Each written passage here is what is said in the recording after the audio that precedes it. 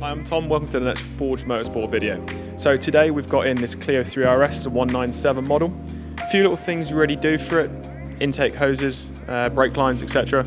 But today's real avenue we're looking down is going to be the short shifter.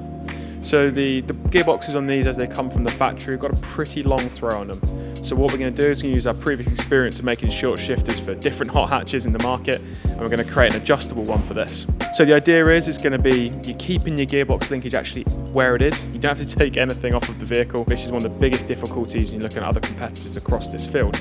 It's actually removing of the linkage itself is really difficult. It's got a real tight engine bay on these.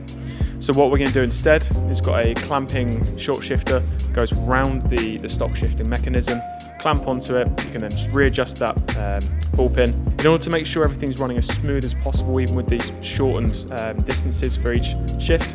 What we've got is a separate bracket as well behind it that kind of keeps the cables in a nice and happy position. So in order to actually develop this product, the prototyping we've gone down is a 3D scan to start off with, getting a good idea of where the area is.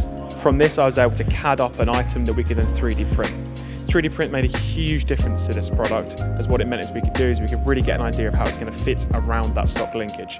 We want to have this as tight as possible in order to make sure that it's not going to move over time. It's going to sit there and really do its job while you're on track and really pushing these things on back roads as they're built to do. So that 3D print was then put on. We could then give it a bit of a test, get a bit of an idea, making sure that all the linkage is feeling happy. We can then prototype up the bracket, which was just done with just some simple sheet metal, welded it up, and we're able to get a really good idea as to how it's going to go. What we can then do is we can leave this on the vehicle. When this is then taken out on track days in the near coming future, we can then really get an idea on how it's actually going to be behaving. As always, we like to make sure we're testing as much as possible with all of our products. So it's just a real good development path of this. Got a nice prototype in the first instance, moving on to more of a production style, get that tested, and then we can move into the full production run for the end item.